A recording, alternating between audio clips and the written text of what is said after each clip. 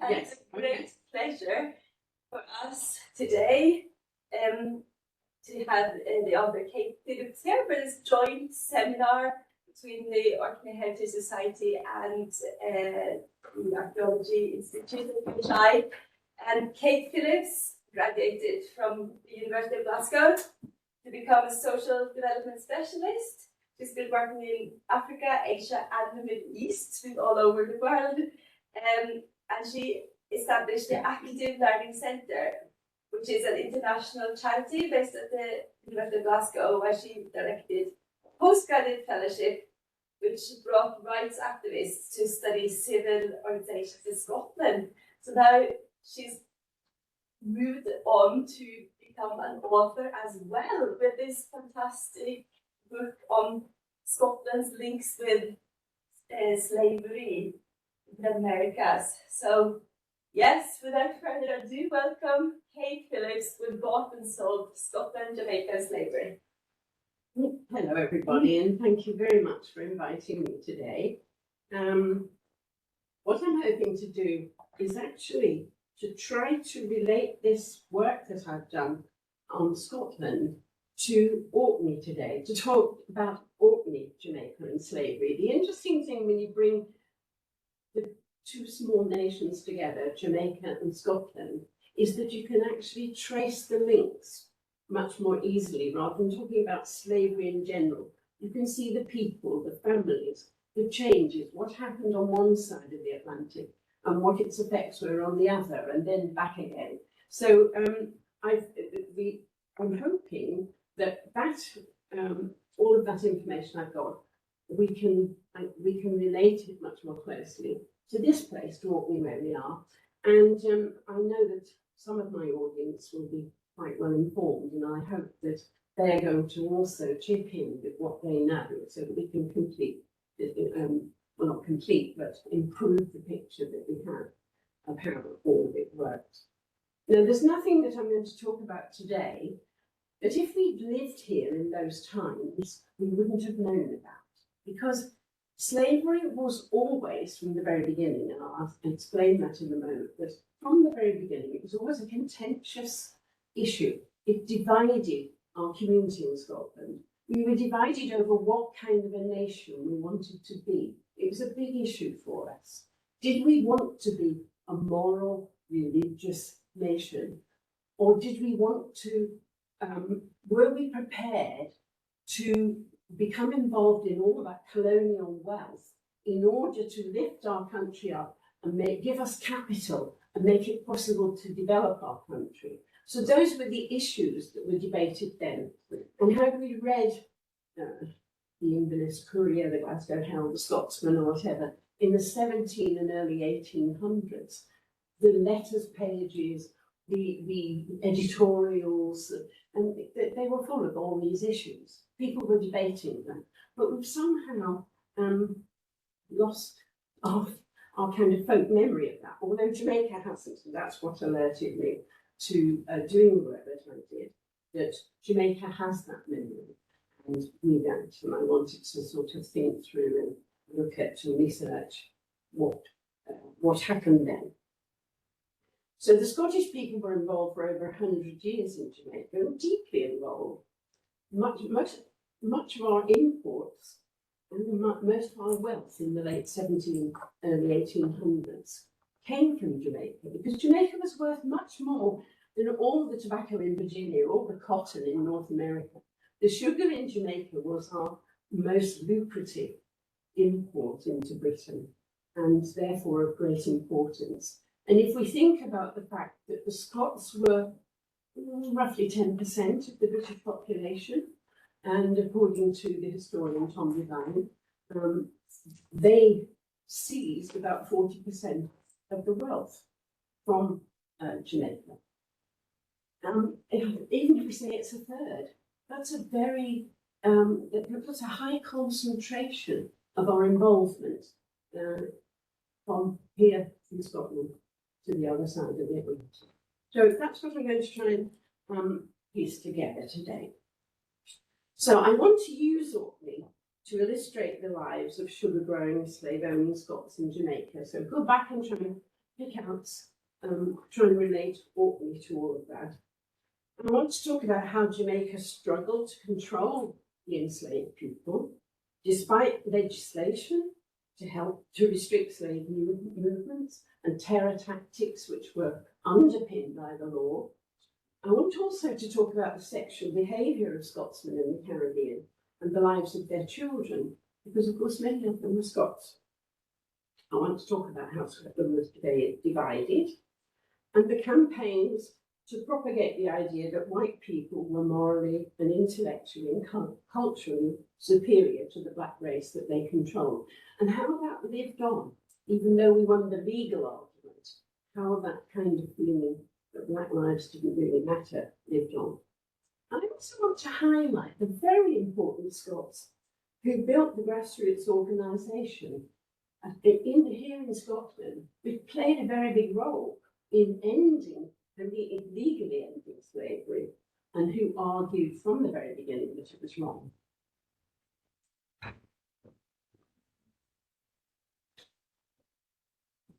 But let me start with a little piece, because we should also remember that lots of folk from Orkney went to Jamaica, to the West Indies, for all sorts of reasons, not necessarily often under duress, often because they had to, often because there was no alternative. Janet Shaw, an Edinburgh lady, and I will call her a lady because that's how she thought of herself, she travelled to the West Indies with her brother, and they thought that they had hired a ship for themselves to travel in, but they realised not quite as they got into the journey that there were other people on board. There was a slave on board who was being returned from Scotland to Jamaica, and there were also a host of other people that they hadn't realised were below decks. Now, so let me just read you a little piece from her diary. They couldn't keep warm. Janet said the air is bitter beyond expression, with the addition of constant wrangling rain. As they rounded the north of Scotland, the family group appeared from the depths of the boat. Unbeknown to Janet, they'd been confined below the hatches because of rough weather. They gazed fondly in silent sorrow as Orkney came into view. For generations, they informed Janet, they were farm tenants there, but had been driven out by rent rises beyond what could reasonably be earned from the land. Ruined by their landlord, they had sold several years of their working lives to the ship's captain in exchange for their passage. He would sell these working years again at a profit in the West Indies. During the crossing, their one little chest of belongings was ruined by storms, leaving them without candles and with very little food for the journey. So,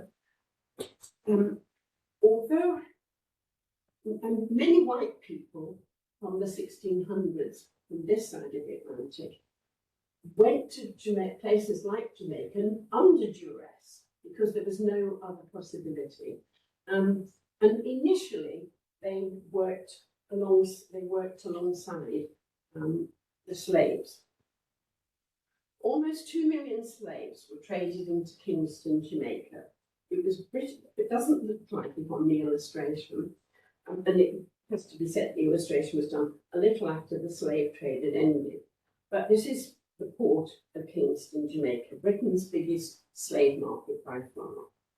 Tens of thousands died between West Africa and the Caribbean.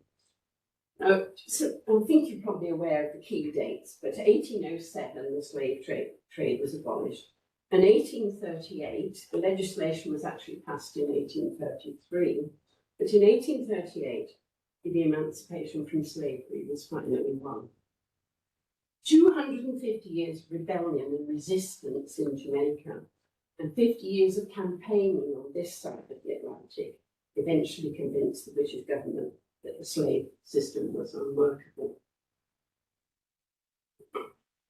But I want to just explain the difference between people who were shipped, white people who were shipped from Scotland, and enslaved people. Slavery begins with Charles II, or Stuart King, in 1660. Now, be aware that Charles II's father had his head chopped off, and we had a period without any royalty. But when Charles II was restored to the throne, he had to accept a poorer financial deal than his father had had. He was only going to be granted by the English Parliament revenue from import taxes on colonial goods. So in 1667, he granted himself monopoly over selling African servants to the English colonies. He also granted himself free use of navy ships and access to the royal forts off the African coast. Now, the planters in the colonies were going to have their slaves delivered, but they were going to pay for them in produce on this side of the Atlantic.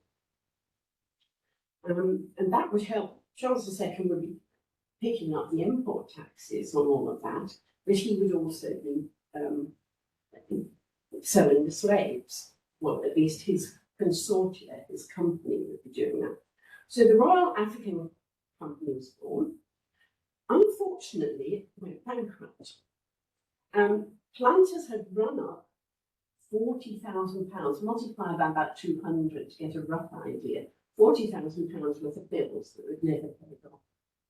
It went bankrupt because the English Parliament refused to pass a slave code which would allow human cargoes to be treated as goods on which debt could easily be collected in the courts. So there was no legal mechanism for collecting the money that they were owed.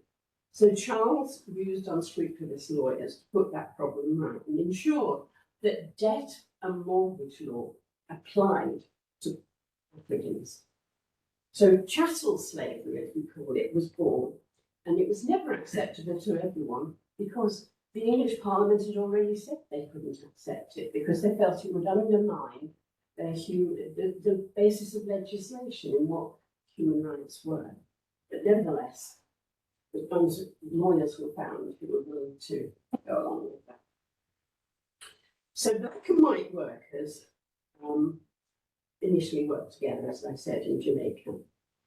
And to help that along, the Scottish Parliament passed legislation to say that the basis of the relationship between farmers and the land could be changed. That they could, if landowners wanted to, they could actually end the idea of groups of families sharing a lease. So that sharing of leases, which was so common across Scotland, legislation was passed in the 1670s to allow landowners and also to allow them to enclose common land. The idea being that we'll push out more farmers and they will have to go elsewhere, perhaps to the colonies. They also passed legislation to say that if you were able-bodied and you were begging, now if you were disabled and you got about to beg, you were allowed to beg if you got about. But the able-bodied were not allowed to have such badges from 1672. And anybody could seize on these able-bodied, they were called sturdy beggars, and put them to work. So they could be sent down the coal mines, they could be sent to the salt mines, they could be shipped onto boats and sent to Jamaica. So that was a source of white workers. So many unfortunates would be seized on, put on boats and sent to Jamaica. But quite quickly, because the slaves, the enslaved people from Africa, were being worked very hard and were fighting back against their enslavement, it was decided that the law began to make a difference between a white worker and a black worker.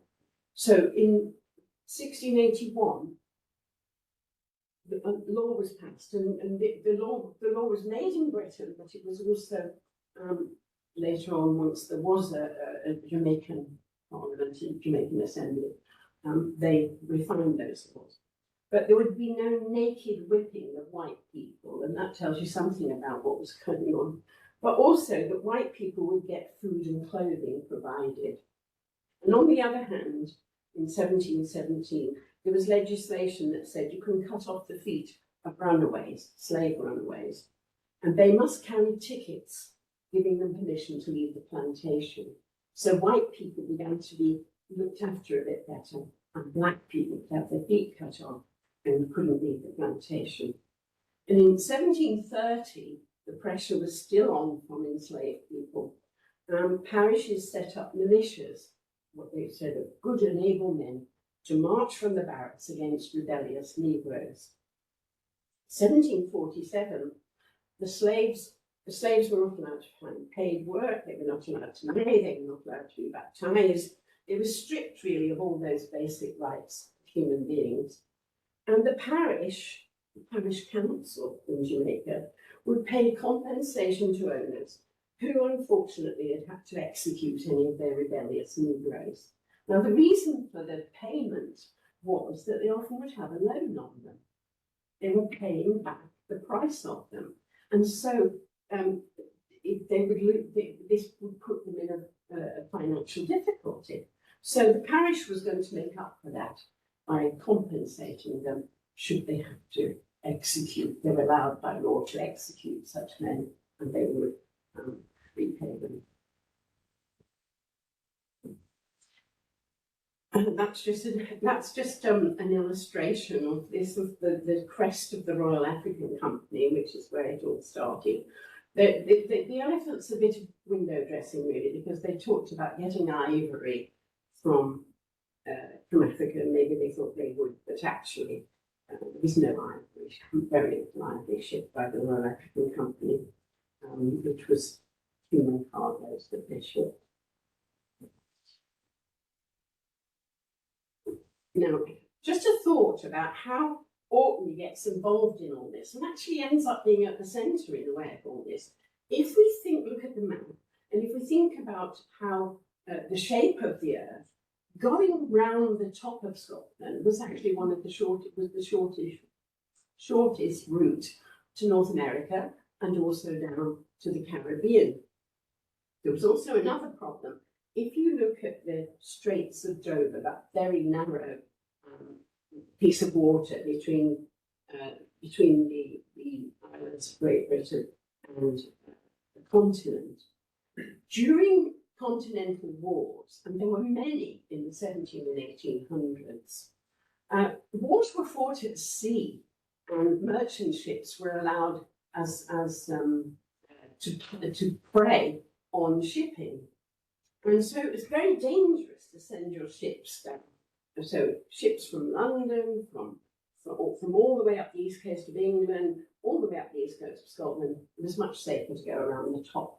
So Orkney finds itself on the shortest route and the least dangerous route during European hostilities. 1707, Scotland and its people are free to settle in all the British colonies, and its traders are free to supply those colonial settlers with goods and to receive their produce in return. So the boats are going up and around and over, coming back, same route, and our traders are suddenly in a very advantageous position in Orkney. They sent salted and smoked herrings, which became the standard food of the enslaved people in Jamaica. You perhaps know that salt fish and ackee is their national dish, and I think we had a lot to do with that.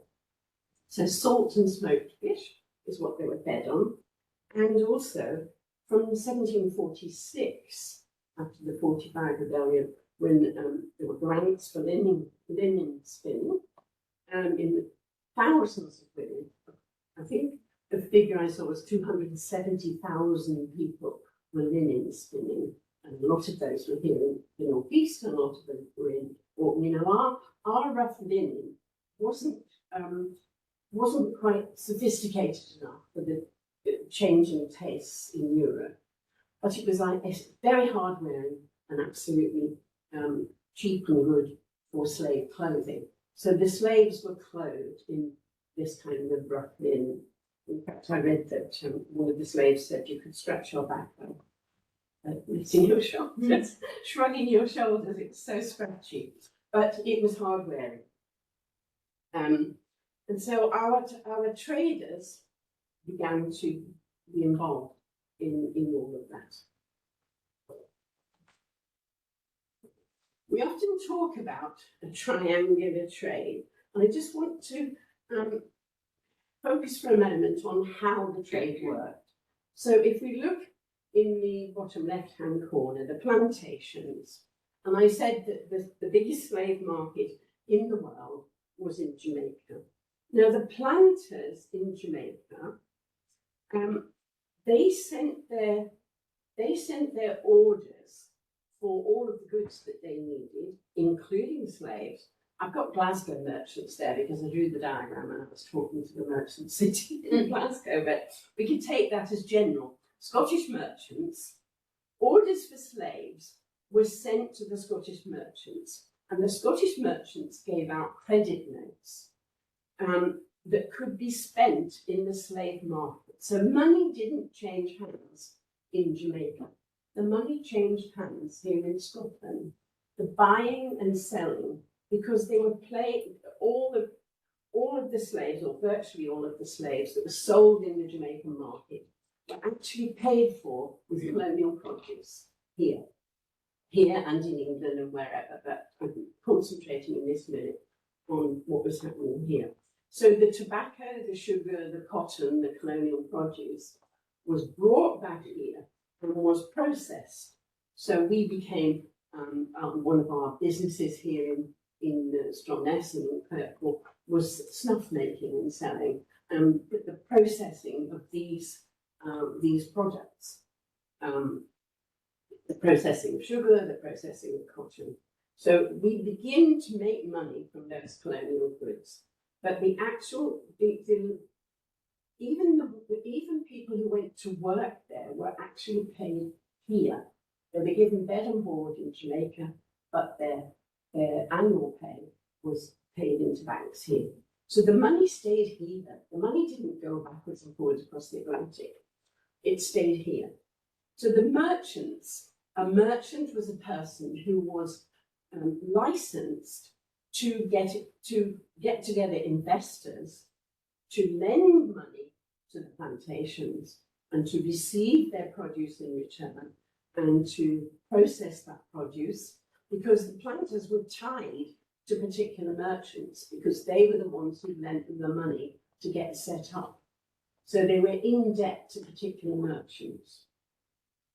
Those merchants, when they got enough orders for slaves, they needed to equip a boat, a ship, with all the goods that they would exchange. Now, the traders in West Africa wanted all the expensive global goods of the world. They didn't exchange slaves for nothing.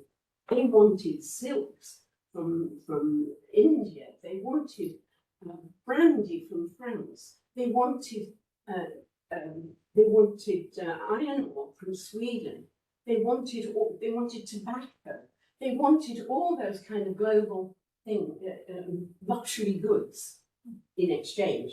So the merchants would fill their ships with all the luxury goods, sail down to the traders in West Africa, and the traders would have a look at what they had on board. And if they liked what they had on board, then they would agree to do some bartering of humans that they had captured and ready to travel across that middle passage to the slave market in Jamaica. So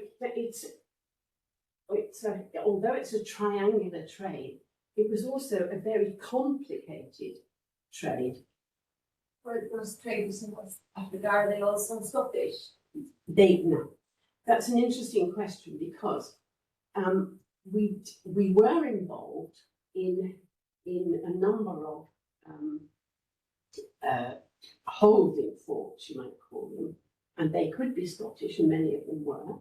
And sometimes they were related to the merchants and the planters, that they were members of the same family, but not all of them, of course. And some of the slaves were housed on boats just offshore, ready to ship them out. But it has to be said that Africans, that there was nobody actually in those forts or on the that hadn't been captured. It wasn't that they went into the hinterland and captured these people. They were brought on the whole. So Africans had a part in it and were enriched by all the silk cloth, the iron, and whatever that they received. So it's a complex picture when we look at what that triangular trade looked like. We're okay with that? Ready to go on? Yeah, okay. So the slave business grew and grew. In 1700, 45,000 slaves were imported into Jamaica. 1730, 75,000. By mid-century, that had risen to 100,000, and by 1800, 280,000 a year had been imported. So it now became a mass business. They were, as we can see, fitted into these ships, and the ships transported them. The exports in sugar and rum grew at the same kind of rate. So in the early 1700s, 237,000 pounds worth, that's sterling, not Scottish money. Mid-century, 703,000. By 1762, over £1 million worth of goods were coming across the Atlantic. Now, as I said, Scotland was 1/10 of the population and seized probably 1/3 to 40% of that trade. That's a huge amount of capital coming into this country.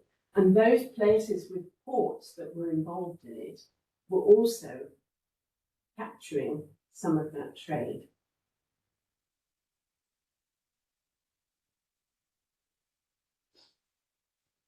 Just to, these pictures that I have to say, were painted as part of the whitewashing of what went on in Jamaica.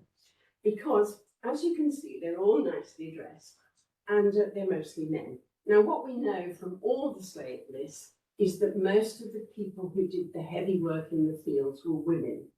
The average slave who planted and cut sugar was a woman, not a man. And also, you can see the man on the left-hand side has got a whip. Now, they were whipped into line to keep them working, and there's no way the planters were going to be whipping this linen clothing that they'd given out. What we know from all the first-hand accounts is that they worked bare from the waist up, women and men. There was no covering like this that slaves wore. The other thing that we might like to note is, I think we think the Americans invented blue jeans. What we know from accounts at the time is that the linen cloth that we sent out was that kind of brownish colour that linen is. And the enslaved people in Jamaica brought from Africa ideas about, they knew about indigo, about growing it and about using it as a dye. So they dyed their clothes blue, and you'll see the picture. I read that a man from Edinburgh who made a tour of Jamaica said they called these blue trousers blue jeans, which I thought was interesting. It's just one, I think, of the sort of undermining of the creativity and the ideas and the history that Africans brought with them when they were poets and musicians and all sorts, and clothing dyers before they arrived in Jamaica. Now, just to have a think about some, and I know some of you are well informed. I'm talking to an audience that probably knows quite a bit about Orkney in the 1700s. But I thought we could look at one or two examples just to think about how people made them. Because a lot of money flowed into this part of the world in the 1800s. If we look at William Watts Sr., who founded a trading company here in Kirkwall, Merchant Company. Now, he is said to have imported tea and tobacco and been involved in banking and insurance. Now, William Watt Jr. born in 1730, and by 1778, he's acquired enough money to buy the Breckness and Scale estate and to much expand the house and to reorganise it. So, although I don't know in detail how they made that money, we can see that this colonial triangle of activity is what they would have been involved in as merchants. Perhaps underwriting it as insurers, being the bankers that lent the money. Now, if you were making money, if you were receiving products, if you were making money out of it, then you a lot of the transactions for buying and selling slaves were taking place on the ledgers here in Scotland. They didn't take place, the IOUs were handed over in Jamaica, but the actual transactions happened here. So he became Laird of Scale and he enclosed much of the estate. He had brothers, Alexander and John, who traded down in England. Now, we know, and I couldn't, one of the biggest slave traders out of Liverpool is called Watt. And I don't know how exclusive Watt is to whether there's any relationship between that Watt and these. But certainly Watt, if you look up Watt in the trading ledgers, and you find that there were 13,000 slaves were shipped by Watt's 49 voyages. Now, exactly who was responsible for what, I haven't gone into, but that connection is there. Is that James Watt that was skipper in Whitby? He was agent in there. Yes. Right. Well, is that the James Watt who went to look after his Uncle Malcolm's plantations in Jamaica? Because I've got a James Watt who went to look after, and he made his money as an attorney looking after estates. So what often happened was that the planters would spend a few years there, but they were anxious, their bank balance was growing at home. They were anxious to come back across the Atlantic. And one of their relatives would come over and look after the estate for them. And they got a percentage of the estate profits for doing that.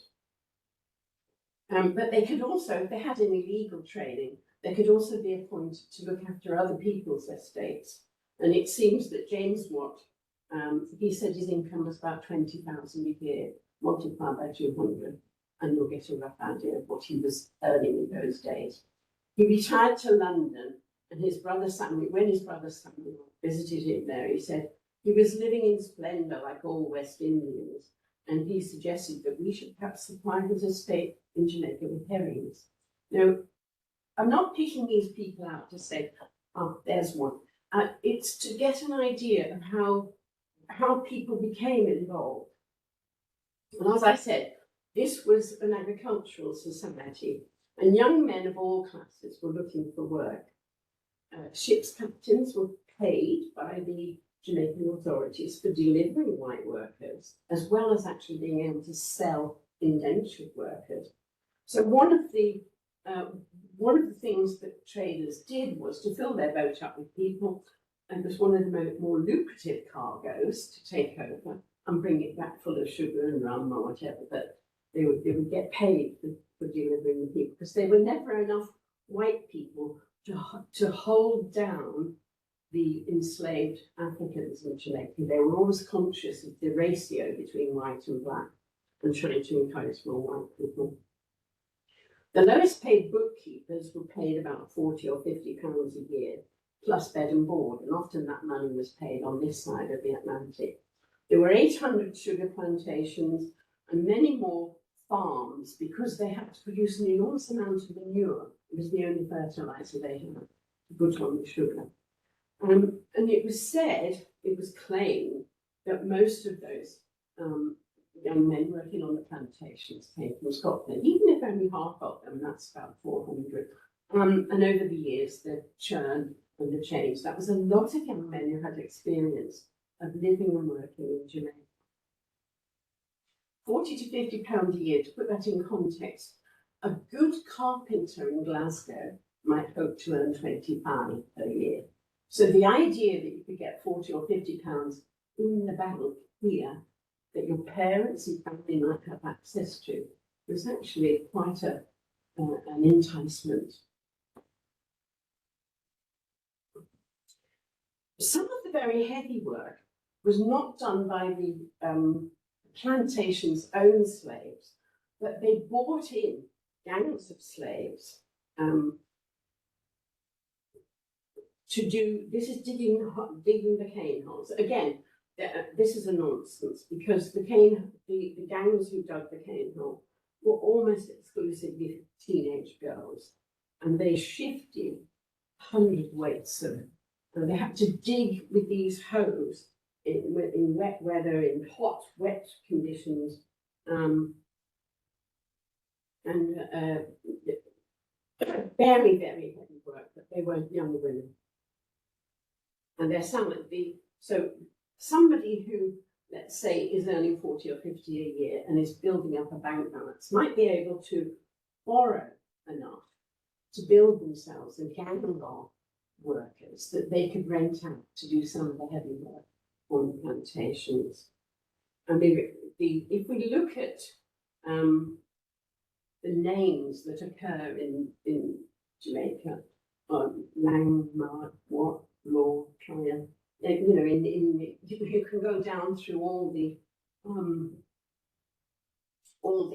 because you paid a tax on slaves, you can go down through the slave owners and you see all the names that could be associated with all of them.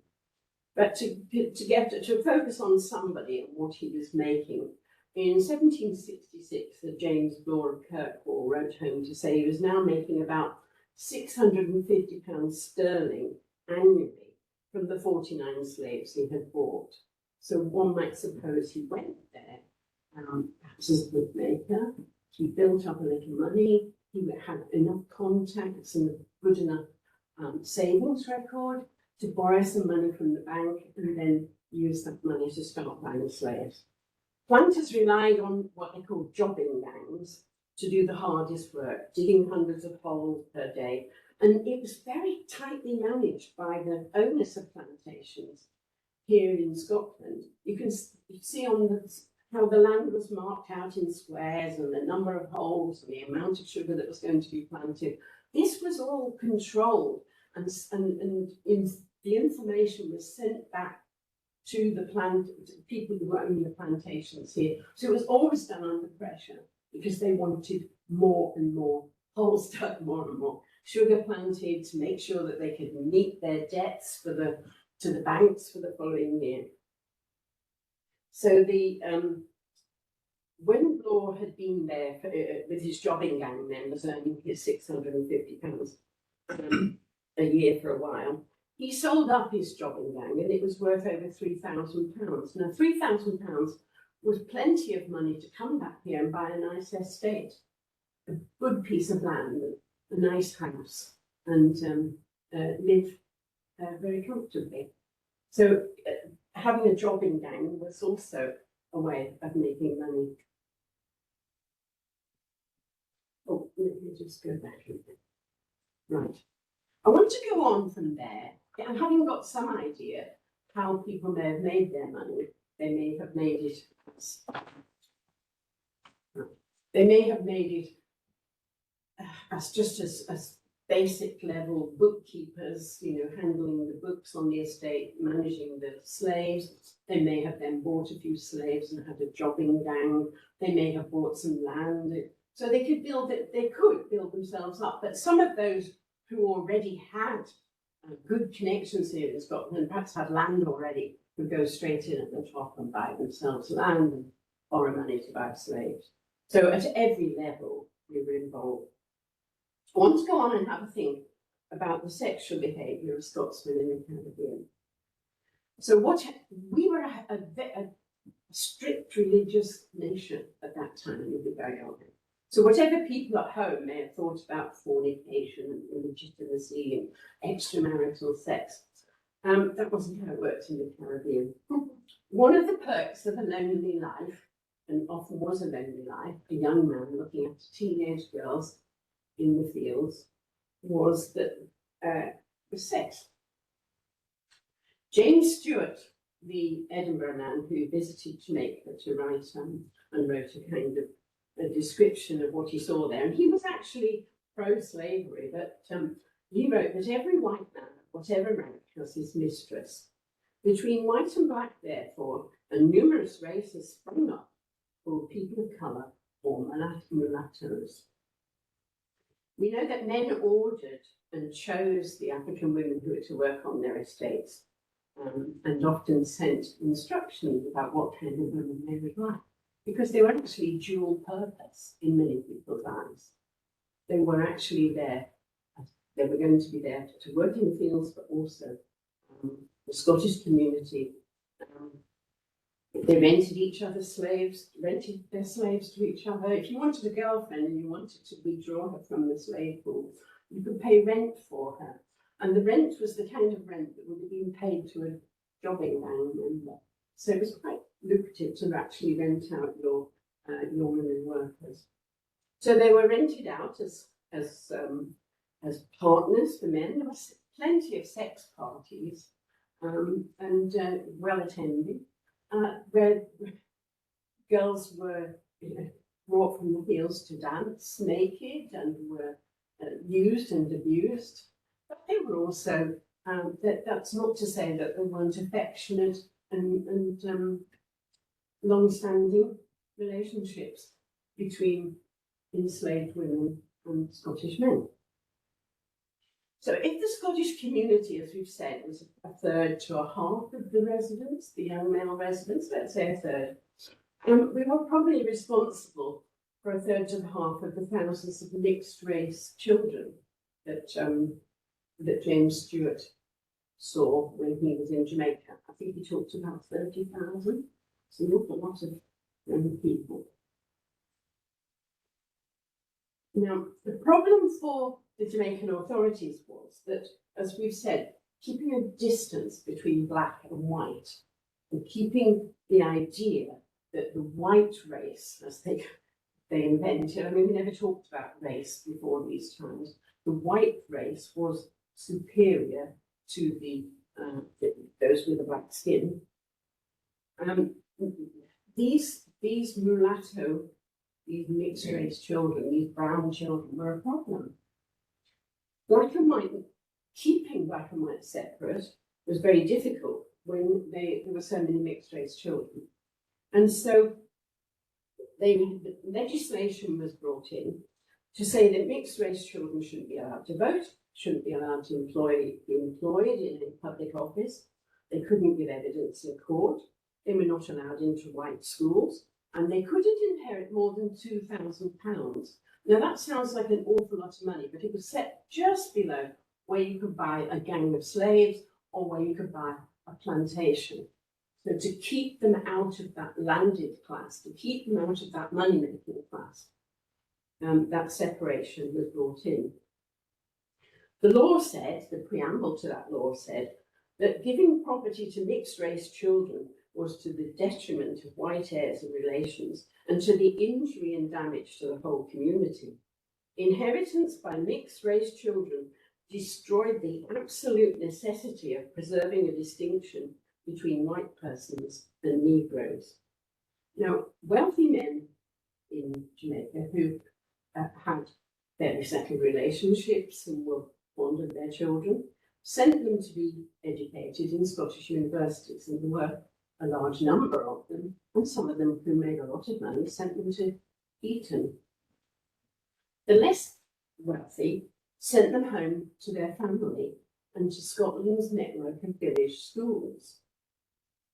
Most of the men have neither the means nor the inclination to do anything about their children, but I've been rather interested in these children who were sent to our village schools. We know that the Hay family sent children to Dornet, we've got Reddit. We know that the Shannons sent children to the northeast. I found children in records in Kirkcudbright. They were definitely children went to the schools in Argyll. Wherever you find children, mixed-race children in Jamaica who could write to the family here, you have to suppose that they may have learned and may know the family here because they came here to do their schooling. And I'd like to think that here in Kirkwall there were a few grannies who, no matter that the children were illegitimate, were willing to actually put them into school here and look after them here in Kirkwall. I think there were many more children here than we.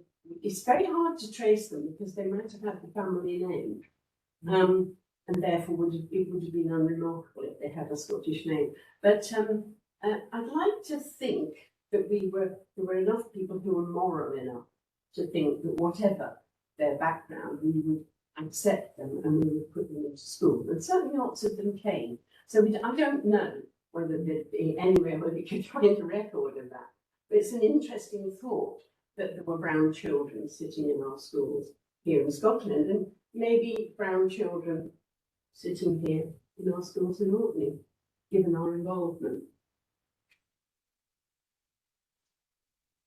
I want to go on and just say a little about the anti-slavery movement.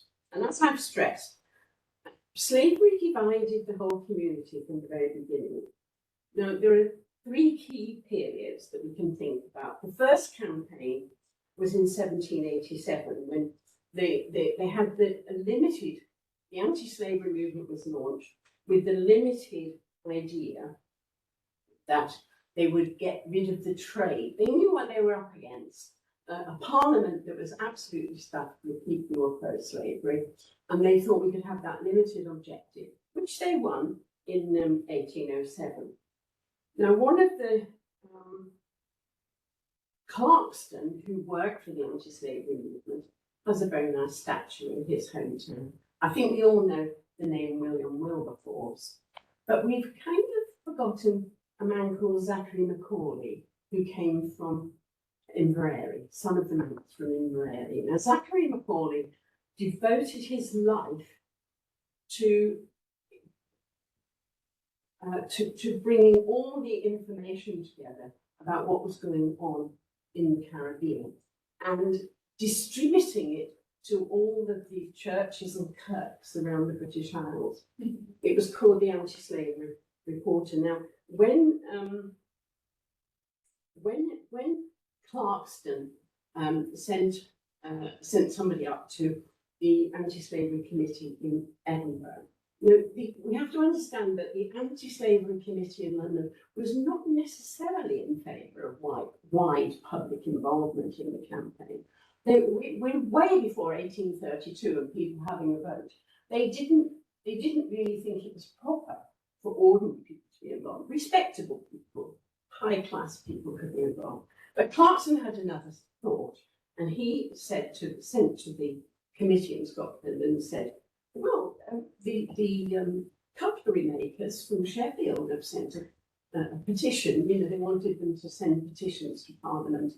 And I think that the committee in Edinburgh was well ahead of them because they had decided that they were going to they had won an inquiry into the slave trade, and it had been dragged on and on and on because the anti-slavery lobby in Parliament wanted it to be delayed,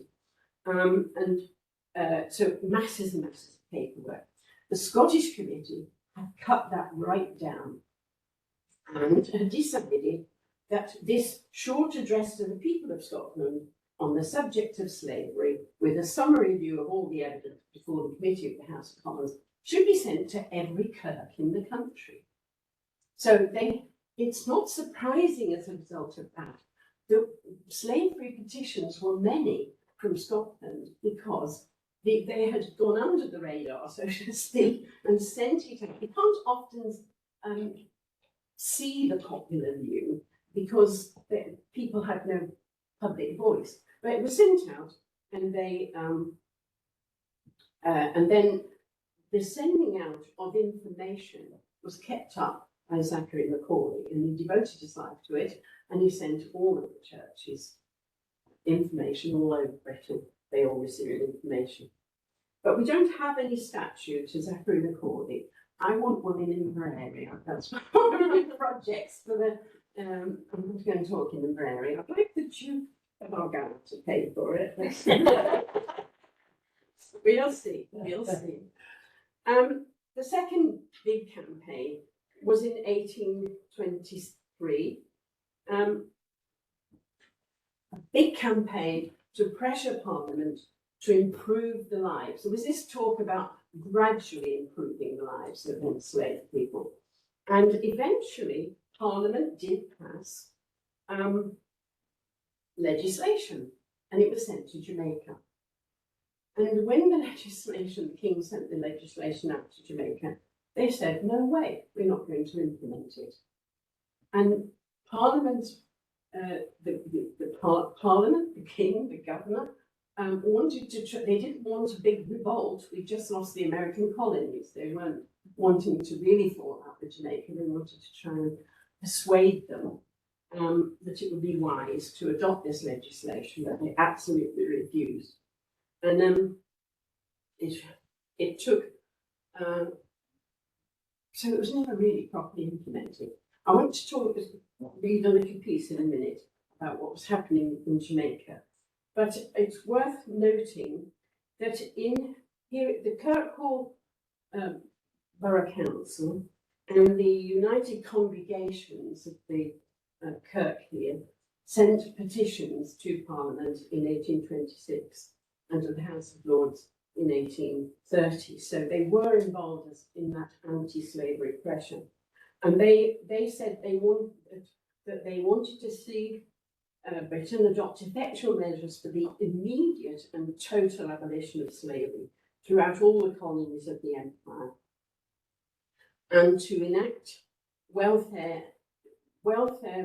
provisional enactments as to look after the welfare and improvement of slaves and the safety of all the parties that may be rendered necessary. So they were actively involved in that anti-slavery movement.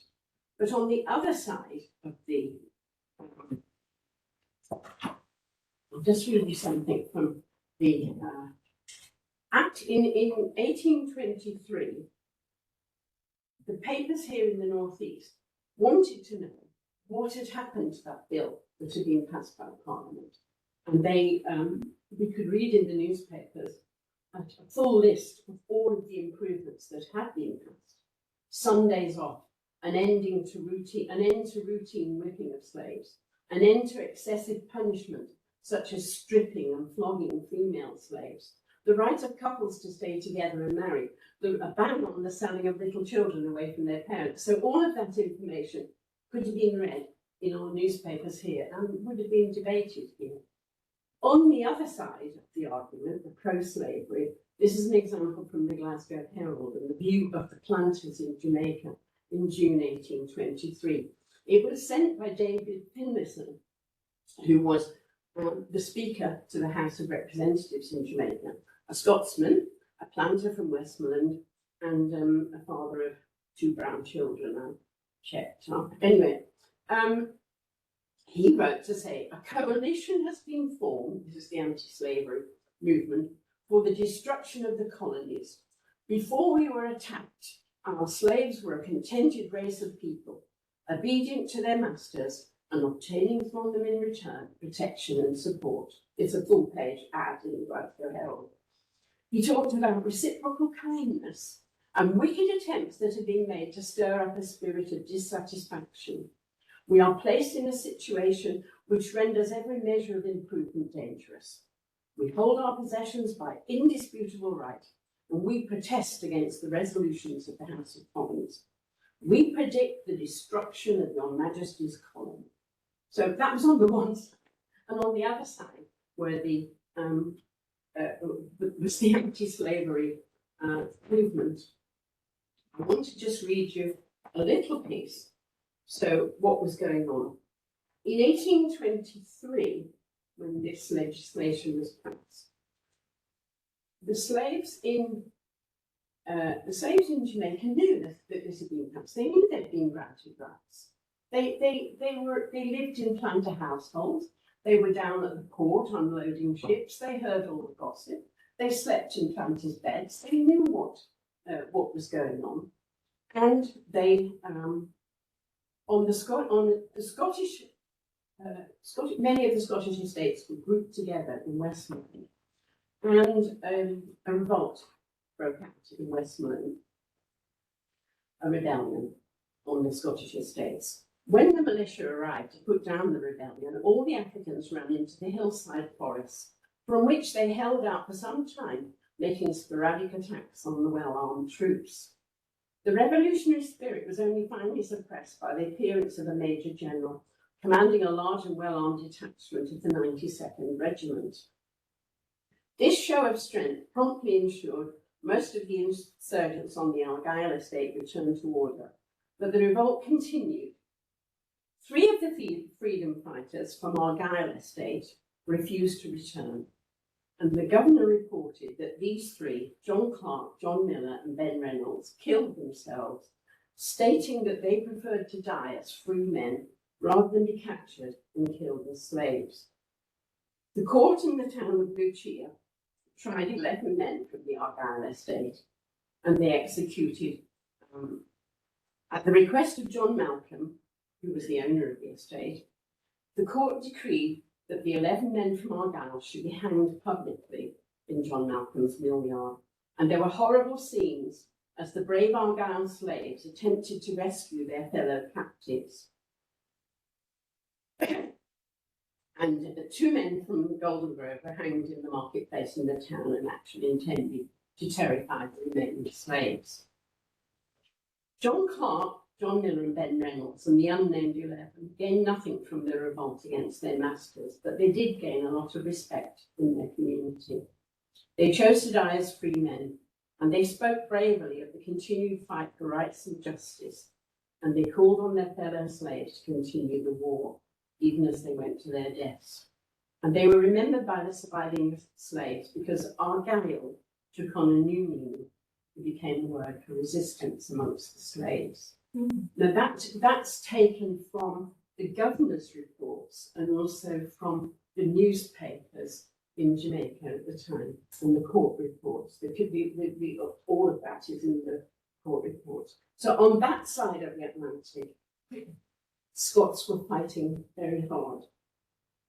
The other thing I thought was worth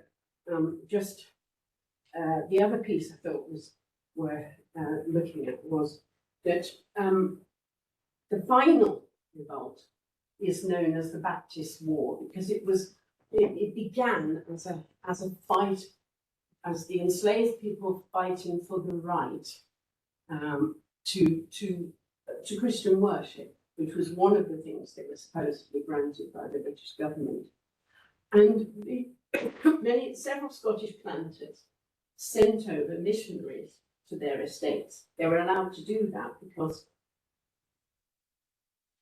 although Christianity amongst slaves was banned in Jamaica, you could do what you like with your slaves. So some of them sent over missionaries and started to, and this annoyed the other planters. And a man called Reverend Bridges organised a colonial church. He called it the Colonial Church Union. It was a vigilante group which was going to attack these missionaries and their churches. So the inaugural meeting of the Trelawney Colonial Union in July 1832 was called by Alexander Campbell, and another Campbell, John, took the chair. And Mr. Johnson, their Campbell's son-in-law, joined the committee, and leading members of the Grant family, who retired from their estates to their estates in Banff with the proceeds from Bunch Island slave pool, were there too. Their family members, Alex and Peter Grant, who were managing the 8 local plantations. The McDowell family, John Napier, who was a mulatto son of the Oswalds, and Mr. Dickinson. So a whole lot of Scots planters got together and declared that they pledged themselves to support to the utmost of our ability that we will not permit any missionary to disseminate their doctrines in this parish. So they stoned the ministers. They would have burnt down the churches if they'd been able to, but they were a vigilante group that became active. The Scotsman reported, these actions of the white population proved, if such proof was still needed, the impossibility of continuing the slave system, and the British government would have to act to impose the legal rights granted almost 10 years previously, which had been so brutally denied. Just a little postscript. When those rights, when freedom was finally granted in 1838, the Scotsman was selling a nice and a cheap medal with a figure of a Negro with rays of light descending upon him. You could buy it from the Scotsman. Descending upon his head, with his eyes lifted up towards heaven in an expression of gratitude. In his uplifted hands are pieces of broken chains and the words, "A record of the extension of slavery in August 1834. So there were enough people in Scotland wanted to buy such a medal. But one final little postscript, because we know that compensation was paid to the slave owners, largely because of all the debts that might have collapsed the banks had they not paid some compensation or thing. So of those who were present at the meeting in Trelawney, let me just see if I've got one here. Yes, I have.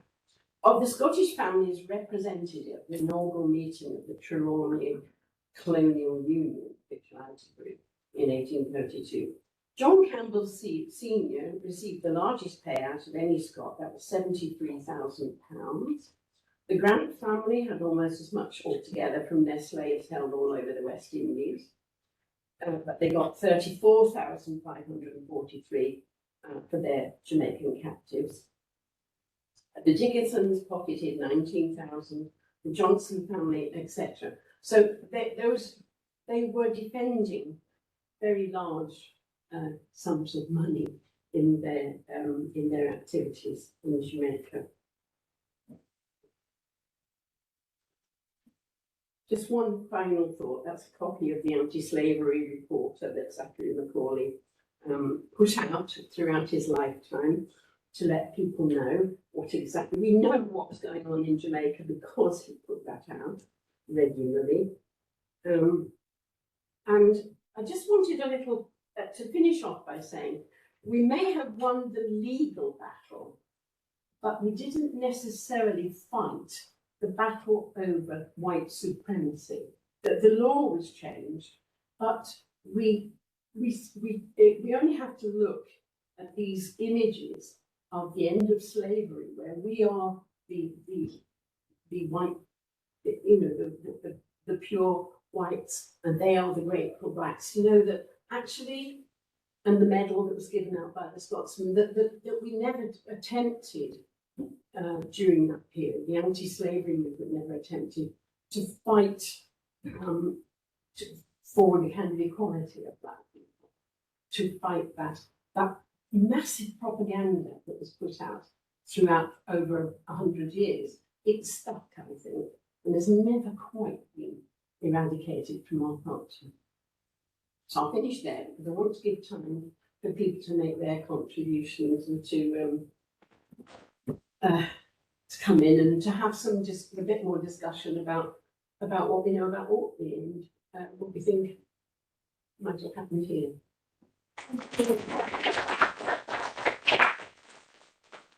And read the questions that come in from tonight as well. Wow, this was a lot to think about.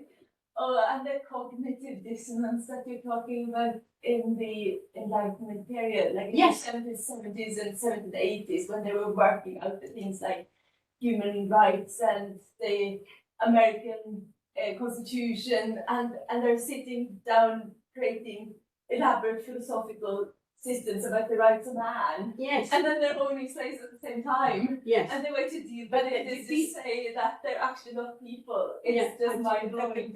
Well, that's what I found so difficult to understand. But why should I, in a way? Because we all big issues of today. We're all contradictions, aren't we, to a certain extent? But I did think that the money, the capital which came into Scotland, which allowed us to modernise, to change, to build our schools and libraries and expand our universities and all that trade that started us thinking about economics and all sorts of things. That was going on the one side, but it was dependent on this inhuman system on the other side. And the country was absolutely divided about what was the way forward. And it was a hot issue because, as I tried to show, between you could read it in the newspapers, you could hear it articles were written in magazines, it was debated in our kirks, it was in everybody's letters to each other. It was, I think people then were as kind of confused about it all as we might be when we look back at them. Okay, so we're opening for questions and discussion and Comments or comments. things you want to add. Yeah, at the moment, folk are writing in the chat here what a fantastic talk it was. What a cracking presentation. Thank you, Kate, for the comments here. Very interesting talk. And there's a longer comment here. An incredible presentation. Thank you, Kate, so much. I've just ordered the book. Which is a good point, actually, when people online want to go and look and order your book. Where They can get it. If they can get it, far be it from me to promote Amazon. They can get it from there. But Lewis Press, the publishers, have copies, and you can buy it from them online if people wanted to. You can get it from all good bookshops. I think the bookshop here in Kirkwall has it. So if people were kind enough to buy it, it is available. And the comment continues here. Just ordered the book, love the detail, like waiting for sufficient orders for slaves, and the fact that cash change hands in Scotland, not Jamaica itself. You'll need to come to Madagascar and do similar research in French. Oh yes. Have you got any plans for what you're doing next? Well, I'm going back to Ghana to do something in the bookshop in Oban. What I'm trying to do is go around the different districts, but I learn as much, I think, by travelling around and looking at the question in different contexts as people might learn from me, I think, by doing that. I now know that you've got wonderful archives here. We'll have to come back and have a look at them, and because they're long archives, they go back into the 1600s, 1700s, which is the period I'm particularly interested in. I would like to look at if there's any I'd like to look at the minutes. I'd love to know, when I said that Kirkwall Council had sent petitions to Parliament, I'd love to know the debates that went on there, because it wouldn't have been easy to get those things agreed. I'd love to know what happened in the in the Kirks when they were trying to decide the wording of this petition they were going to send. They would have chosen it very carefully, because they'd obviously added in at the end, we want immediate, but if we have to have some, because that was obviously another view within the room at the time, because to call for immediate, many people thought if you call for immediate end of slavery, the whole system will collapse, the banks will collapse, we'll all collapse because of all of our business. If we're supplying the clothing, the smoked fish, the whatever to the plantations, and they're supplying us with all the sugar and the tobacco that our livelihoods depend on. Kind of what we're saying about oil right now. Yes, yes. People's livelihoods depended on it. So many people just jumped the issue because they knew their livelihood depended on it. We can't always choose where we work. We can't always choose the work we do. So all these women who were weaving away in their homes around here in the north, weaving away the linen cloth and whatever, they were making the thread. The men were making the cloth. It was shipped out to Jamaica. They were all dependent on, that was their cash income. Without it, they wouldn't have it. They didn't know where any cash was going to come from. So they were involved in it because that was all there was. Yeah.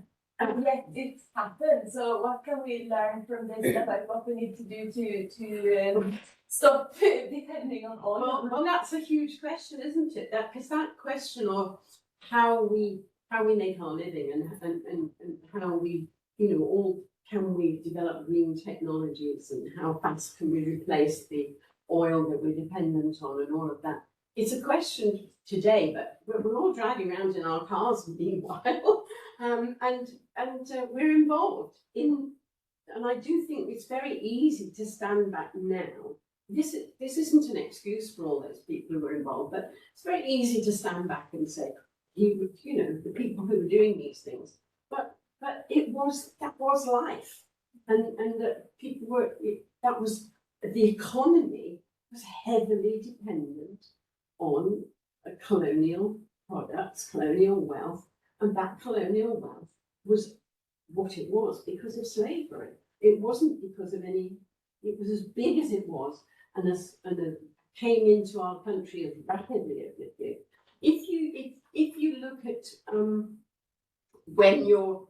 when the country houses were extended, when the land was reorganised, it's the late 1700s, and you look at all the colonial trees and plants that were planted around those houses, it was a show of we've got colonial wealth.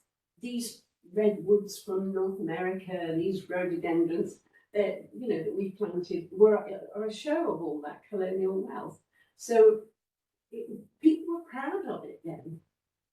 They were proud to have made that money. But when we look at all the walls that were built, when we look at the bridges that were built, the harbours that were built, the academy schools, so much of our infrastructure would have been dependent, at least in part, on that capital that came in. Because obviously the capital came in and it could be invested. You might be making money out of snuff, and then you put that money into something else, and then into something else. But the capital, you only have to look at the land that we have, especially here. Some of it very good for cattle, but it doesn't make masses of capital. It didn't make people the kind of sums of money that, as I said, the man with the 49 jobbing slaves could make.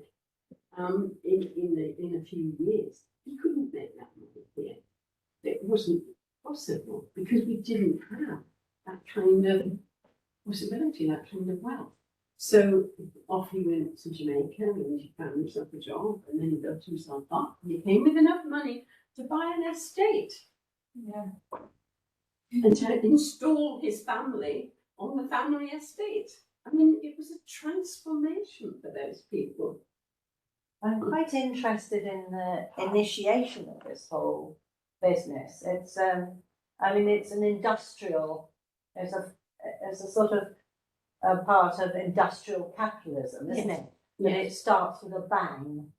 It's not a sort of workers' cooperative coming over in a rowboat with one slave and then growing. No, is it? No, it absolutely starts off with a heavy investment.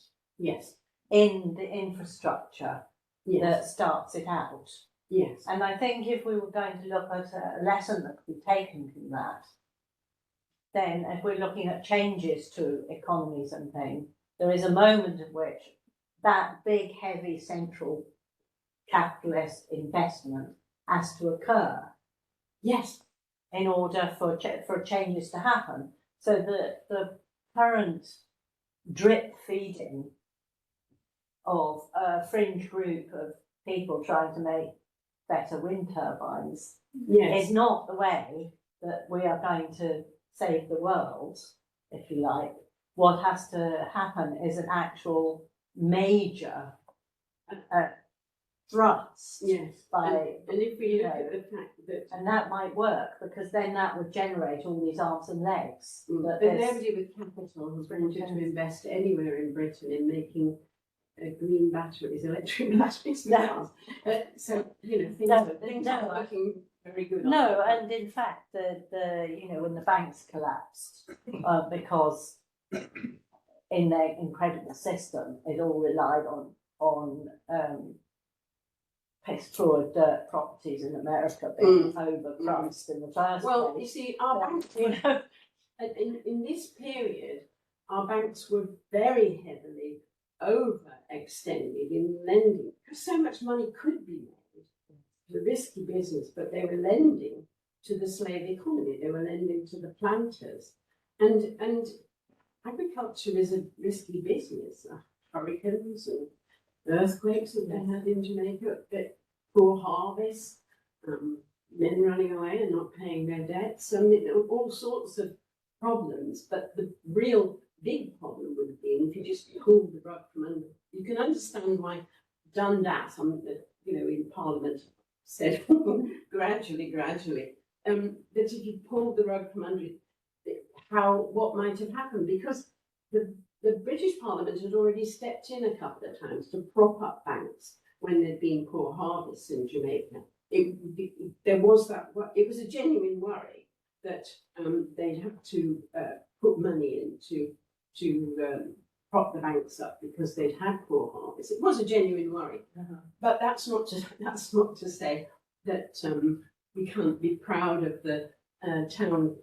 The Borough Council of Kirkwall and say, let's do it immediately, it's immoral, or the Kirks, because that's the voice of ordinary people who have read their Bibles, who've had a religious education. They know that God made only one sort of person, whether they had a black or a white skin. We're all children of, we're all God's children, and they judge that this has to be a sin, it has to be wrong.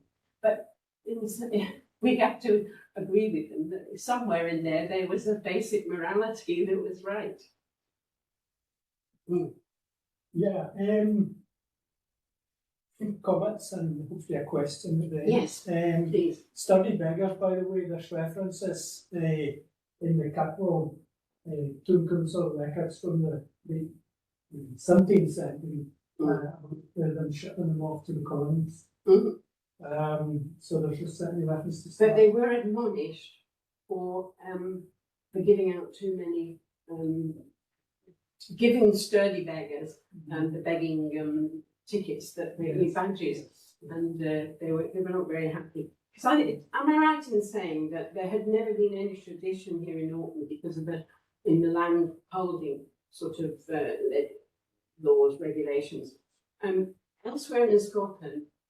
People who lived on a laird's land could be paying for that in working for the laird, but here in Orkney there was resistance to that the legislation, tradition here in Orkney was that you couldn't be forced to work for your laird, and you didn't have to do it.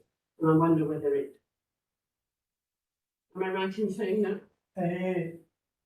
I'm not sure, but certainly the Tomb Council gave up badges for their own beggars.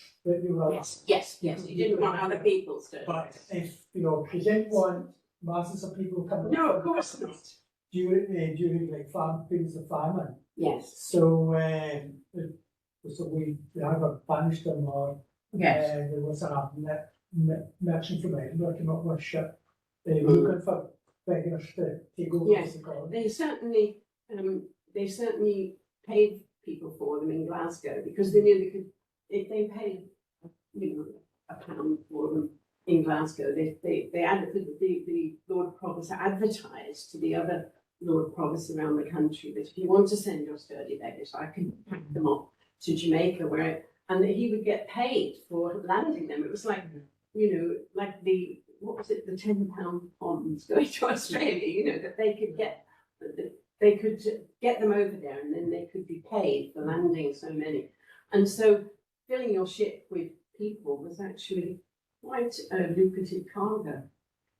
So just going back to the links between Orkney and the Jamaica, I think it goes back to David Moncrief, right? Who became Provost Marshal General of Jamaica in 1729. Right. So you've got an early link there. One of the people that made a big success was Markham Lane. He was born in 1980. His father was one of the people that captured Pirate Girl in 1725. Right. But Markham Lane went to Jamaica and he had successes in artillery and ancient for absentee provider. Yes. And when he died in 1781, his estate was worth nearly £90,000. And he had 93 slaves, 44 male, 49 female, and that's children, to the monetary value of £2,590. In his will, he instructed his executors to sell his houses, land, and negroes, giving preference to such purchasers as my negroes shall choose for their master and mistresses. Now, it's interesting, there's a monument to him still in Kingston, Jamaica Parish Church, which is interesting, which, gives a added, we're starting, that statue of Cruising was torn down in Bristol, but there in Kingston, Jamaica, you still have monuments to some of these slave owners. It's remarkable. The money that Malcolm Lane and then his nephew James Lane made in Jamaica, that percolated back to Kitwell, which allowed, and Malcolm, the main beneficiary of Malcolm Lane's will was Robert Lane promised the Kitwell. That's why they had the estate. And through that, that money allowed the son Malcolm Lane, who was a famous attorney, historian, great friend of Sir Walter Scott, and he built Padbury House, which is one of the main reasons why the Orkney Heritage Society started. First, they demolished it in 1968 to use the stone as foundation for the new school hostel.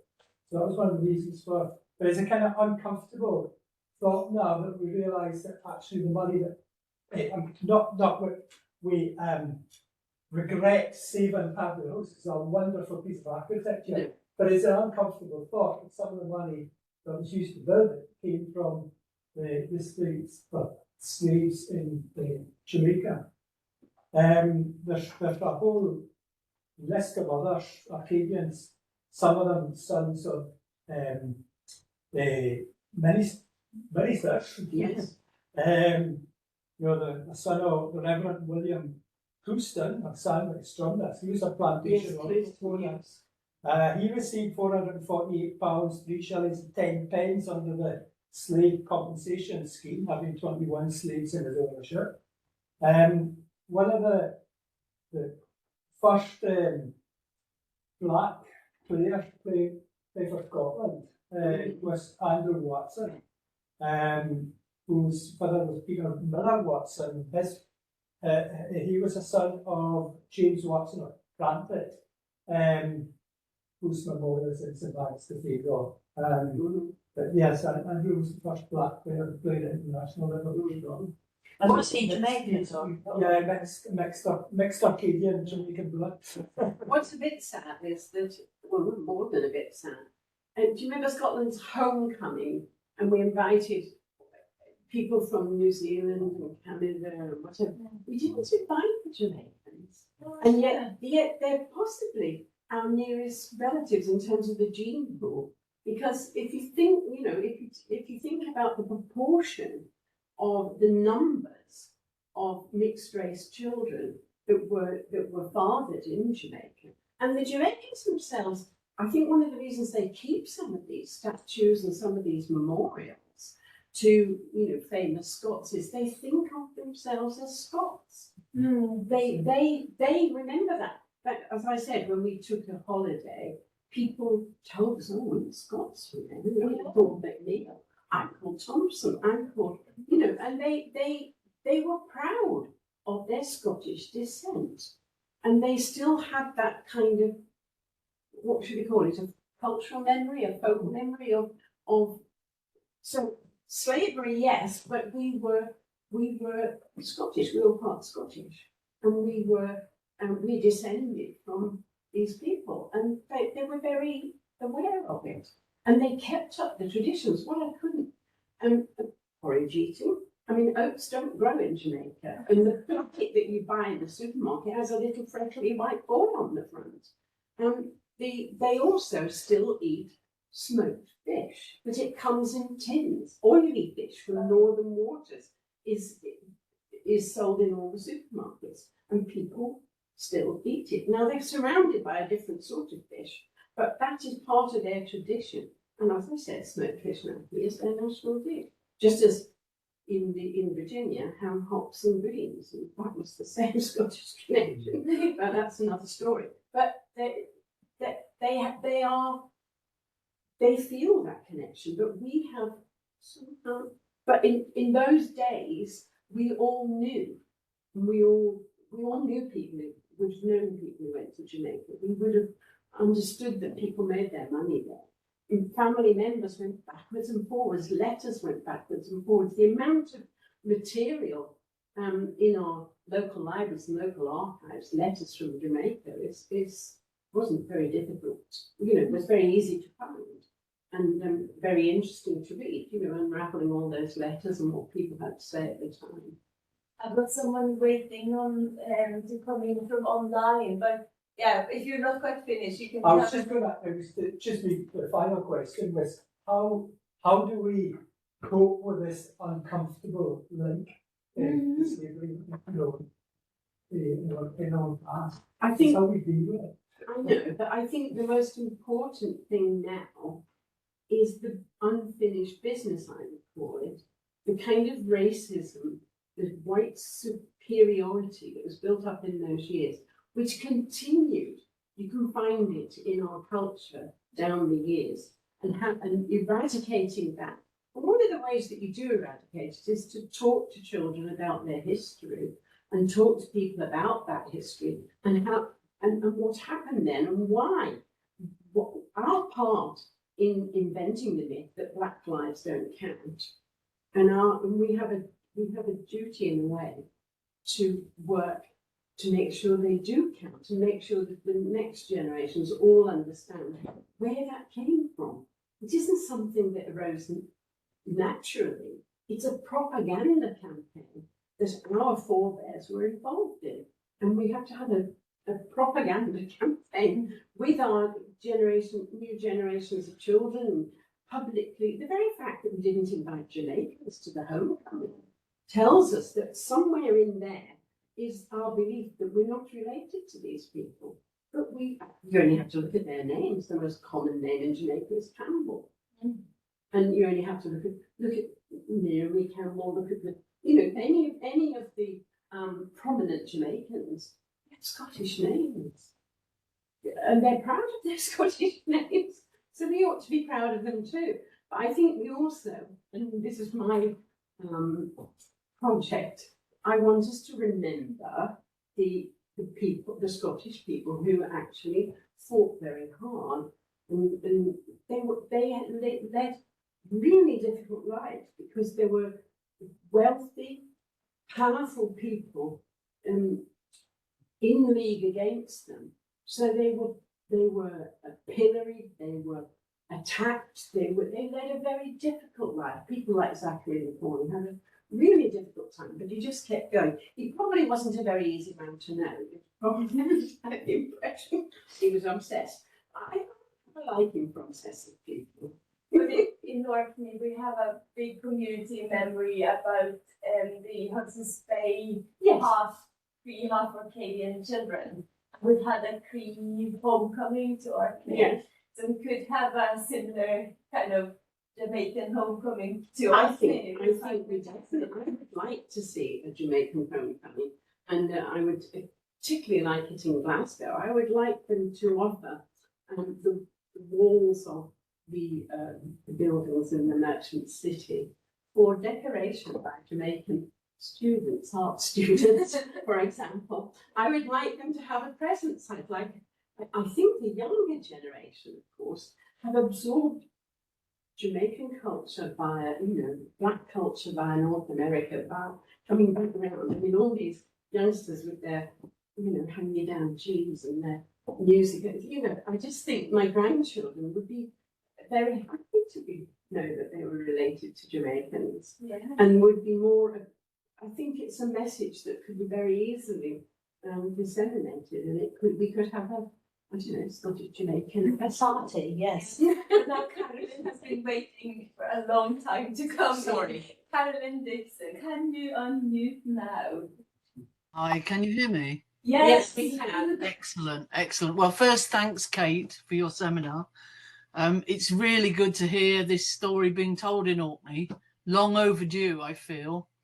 It's something I've been looking into for a few years, actually. So I'm going to try really hard not to bore everybody and not to go on. No, come on, tell us what you know. But, well, no, not what I know. So just some comments, really. I was thinking about, you know, what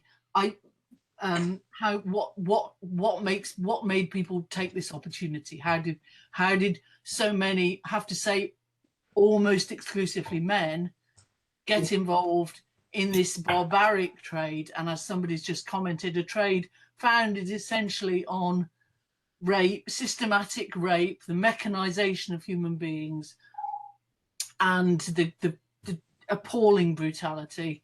You know, when we know the first field slaves in Jamaica lived an average of 4 years on arrival.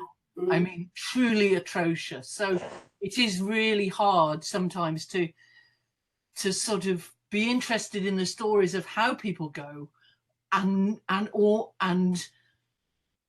not want to condone or apologize in any way. So if I sound like that, I want to just preface it with that, because you know, we need to keep that absolutely forefront, I think.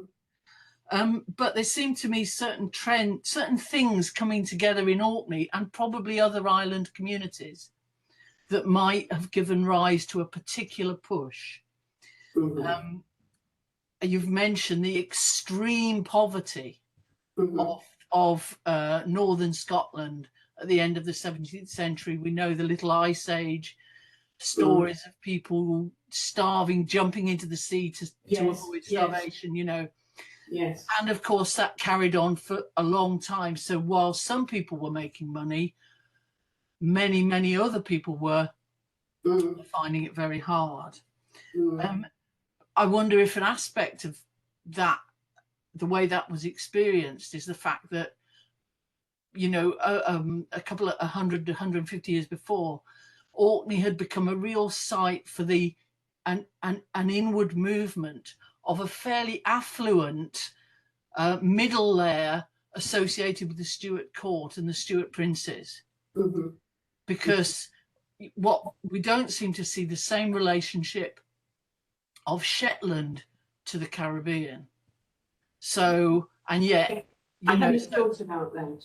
So, and I think Orkney becomes seen as quite a good site for the Stuart ragtags and followers to make money, but keep their alliances south and keep their wider Scottish connections. And so a couple of 100 years on, there are perhaps layers of people who have rather elevated expectations, but not having the money or the resources to really meet those expectations in a very small, very poor rural community. Alongside that, as you've mentioned, there is this, and as I think Spencer mentioned, there's this really strong tradition of merchant mariners, of captains owning their own ships and chartering them initially across the Baltic and into Russia and into Holland and so on. And also then emigration from Orkney into those places. Yes. Now, I've certainly come across Orcadians in New York prior to the Union who've made their way there. Well, it's not New York, it's New Amsterdam at the time. Yes. You know, in America, who've made their way there from Holland by marrying into Dutch families. Yes. And so there's that sort of connection that's very strong, I think, in Orkney, of people traveling across Europe and maybe being drawn into the colonial world through those sorts of connections. We also then have a layer of extremely well-educated young men in Scotland compared with Britain because of Scottish schooling. So when young men did go, they could be bookkeepers. I mean, you mentioned attorneys, and it seems highly unlikely that all the attorneys had legal training, and yet they seem to be able to move into that sphere really easily. A number of Orcadians become attorneys in Jamaica through their connection with Malcolm Lang, and yet they're not qualified. And I think they were meant to be legally, but they clearly are educated enough to be able to kind of wing it, I guess.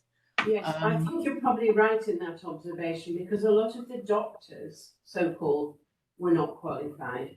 They learnt on the job. So if they had a relative or somebody from home who was willing to take them on as a kind of apprentice, they then could branch out as doctors. It's just an observation. It probably happened with attorneys as well. So maybe some of what, and so I'm just thinking, if you know, if these factors perhaps allow us to understand the complexity of how people make that move. Another observation, really, which is that it's interesting. Spencer mentioned the Lang. Sorry, I'm going to say it wrong because I always say Lang, and I know that's not liked. But the money coming back from the Lang connection, actually a very small proportion of it made it back, because I think Robert Lang got £7,000 in the end. The rest was lost in debt, you know, as you mentioned, endemic debt. And then his nephew James Lang went out to retrieve the debts. Was worth 20 million in modern currency when he died, and I think of that, I think the family settled for 20,000 in equivalents, you know, because they couldn't extract the money. It was just too tied up, too complicated, too many people dying too quickly, I suspect, as part of it. But one of the things that seems to me to happen is that these Orcadians, when they do move away from Jamaica, don't tend to come back to Orkney. I think the Papdale connection is probably one of the very few. So James Blore ends up in Edinburgh, in a townhouse, not an estate, but anyway, and others end up. James Lang, he's set up his family on the outskirts of London, and many of them move into England and away from, or Edinburgh and away from England, and not into Orkney. And I guess that's something about the world they've experienced in Jamaica and the world they remember in Orkney, because it must have, Jamaica must have seemed, and the American colonies must have seemed very exciting by comparison. If you're in Boston or Kingston and then Kirkwall, you know, which was all the attractions of city life, you know, in London or wherever. And the kind of property that one can have, and the artistic and you know, entertainment, whatever, really being, and also to be a part of that ruling class, because everything was, the deals were done in London. The ruling, the Parliament after 1707 was in London. The court was in London. If you wanted to be anybody in the society, the southeast was where it was at, and you know, it attracted people, as it does now, with the business opportunities that are there, and the possibilities of building a big reputation. It's all there in the southeast.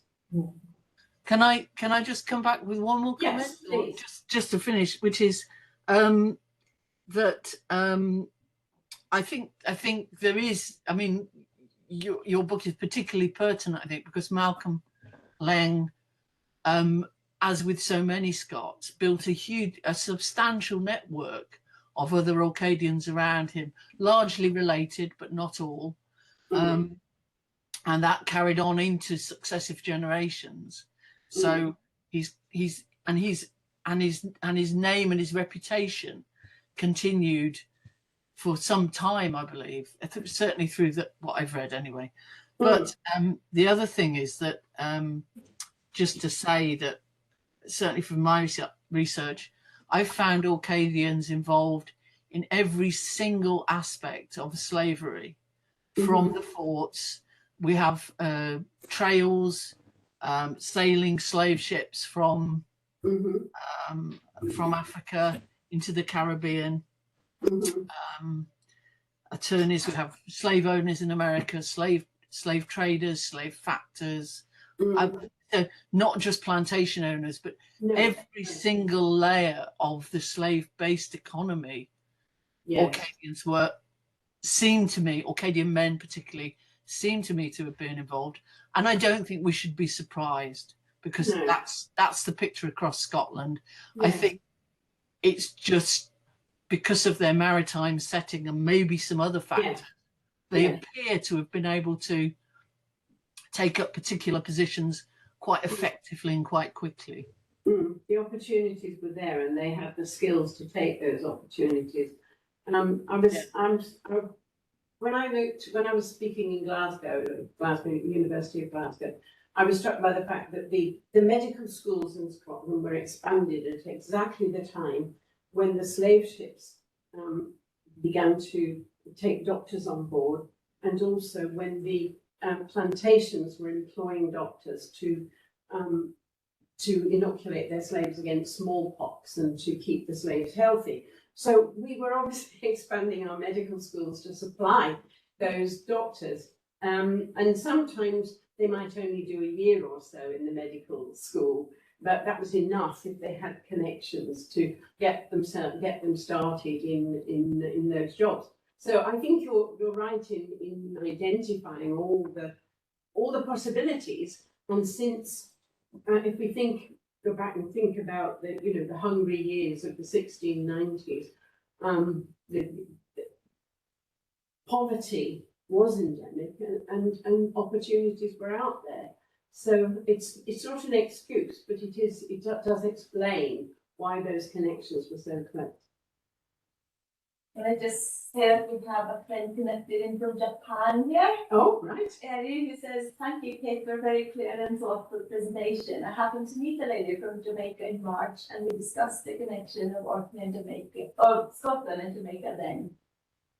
So that's fun to have somebody connect away from Japan. Yes, indeed. I'm very surprised. She teaches British studies in a university in Japan, and right. particular interest in Scotland. Right. Oh, well, thank you for tuning in. That's lovely. You're hearing this. Kind comments. Thank you.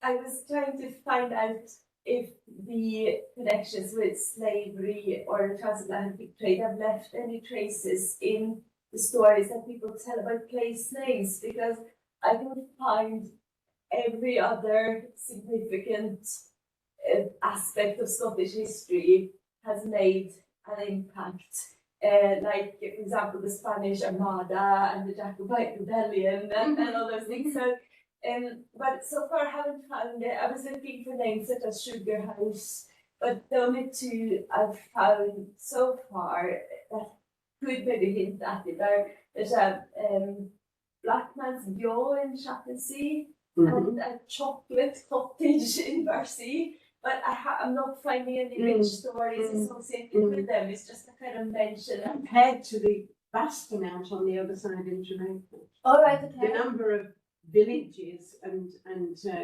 former plantations and communities with Scottish names. Yeah. There's an enormous number. Called we spoke about the Argyll plantation and Argyll becoming taking on a new meaning, but right across Jamaica you will find so many places, Dundee and Glasgow and all sorts of Scottish names, and then people with place names, family names, food they eat. There's so much of it in Jamaica. And it is remarkable that we've, given that people came back, what you will find, and I don't, in country houses in Scotland, you'll find quite a lot of memorabilia in Jamaica. Those families, if you go to National Trust properties or It was a popular sort of little black statue that for receiving visitors cards. I think we saw him the inn in Inveraray once when we stayed there. But you know, these sorts of things you do find. But by and large, we don't have an awful lot. Helen, this is coming in here saying tobacco rock sandy. What's the story behind it, Helen? Hey, can you hear me again? Yeah. Yeah. Okay.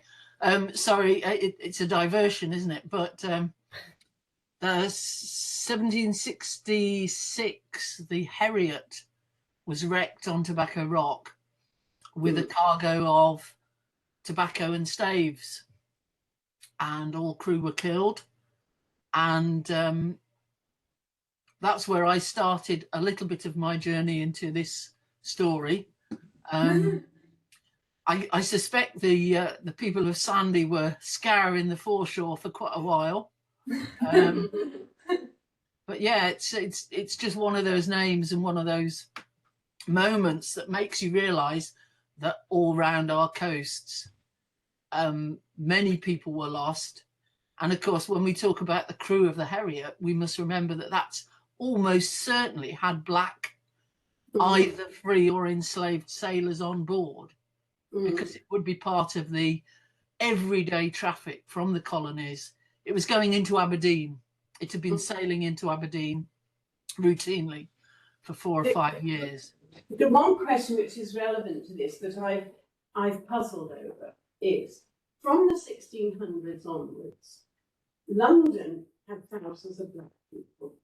And later, as we go into the 1700s, there were black people in all of the English ports, in Bristol, in Liverpool, in Cardiff, but not in Glasgow and not in the Scottish ports. And I've wondered about that. And that's not because there weren't boats going backwards and forwards, and it's not because there weren't black people working on boats going backwards and forwards. They could have jumped ship, and after the law was changed here in Scotland to say that nobody in Scotland could be enslaved, they would have been free people. So why didn't they? They did. They jumped ship into Cardiff. They jumped ship and worked in the mines in South And in Stromness. Oh, did they? Did they? So there were two black sailors absconded with a longboat from a rice ship, because again, that's another connection. Yes. To North Carolina, Janus Gordon bringing in rice to the warehouse in Stromness. So yes, Bristol and John Gillies took the longboat and made off. And I don't know what happened to them, but they were advertised for, and they both had very fine waistcoats. I remember that. Are you writing about this, Helen? I've been doing some artwork, but anyway. So yeah, I mean, obviously the problem is they're advertised, but we don't know the outcome. But yeah. I think you're right, Kate. I think that I think probably my own sense is that possibly Orkney has never, I think black people and people of colour and people of Arabic origin would have been here. This is a major sea route and and I think that the northern coast of Scotland and the Orkney and Stromness, and they would have seen many people, and people would have stopped and stayed and moved. And, you know, massive migration. And we have almost a 19th century reinvention of Orkney now, where we have a static population, little migration, a whitening of a community, you know, it's sort of a reinvention of a different type of Orkney almost. Yeah. For want of a better word, often the word Egyptian was used for people of colour. Now, would Egyptian have been, and you do hear that or read that. I'm just wondering whether there is euphemisms used, like Egyptian, for people of colour who arrived here in Orkney.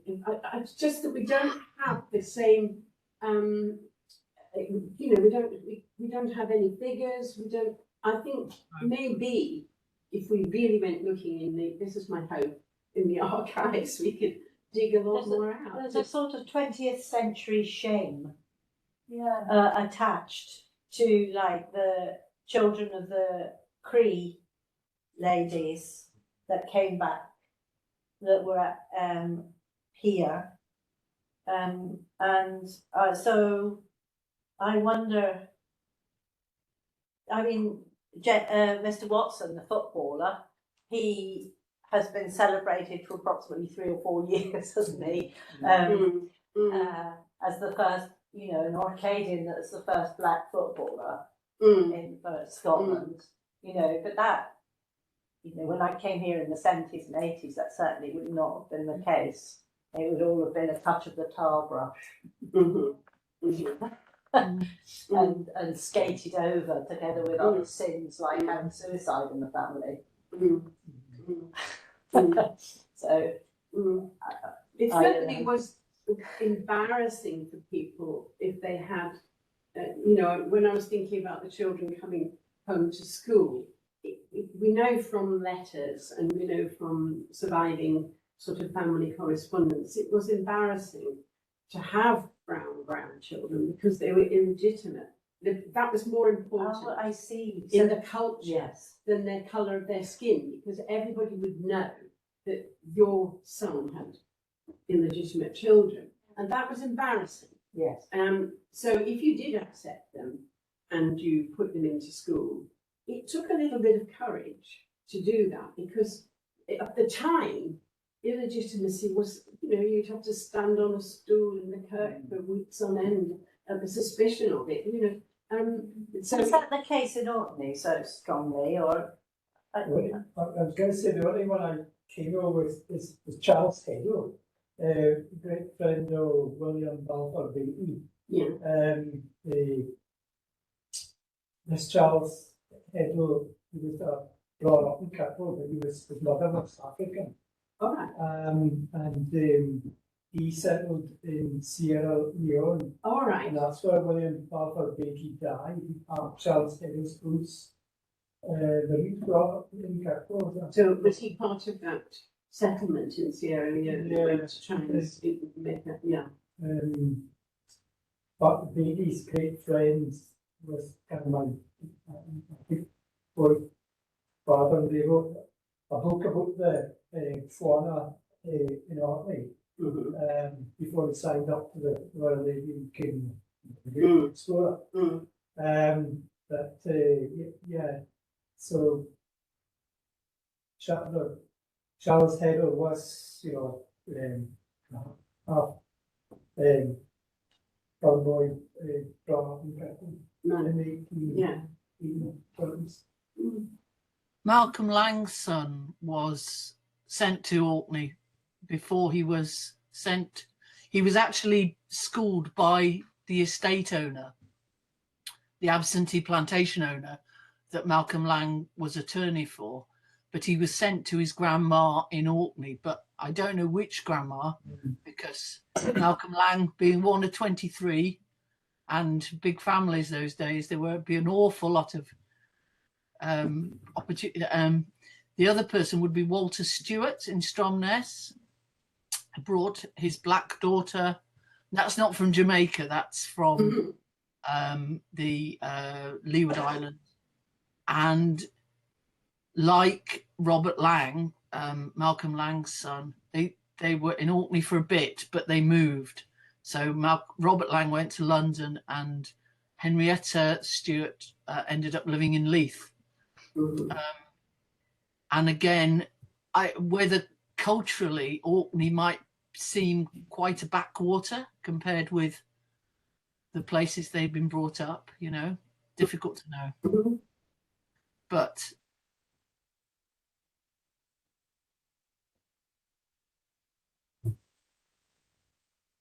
Don't have to be the climb of the door. I'm stuck. I'm not. Hold on. No, I think we're still connected. Yeah.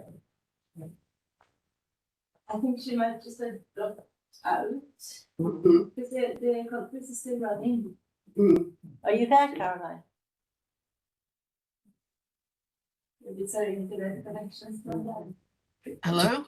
Oh, yes. Hiya. I don't know. I think my computer might have just decided to edit me, which is probably not a bad thing. But I'm trying to remember who's done. There's a paper, isn't there? Quite a lot. Somebody's done a lot of work on black children in Scotland. Mhm.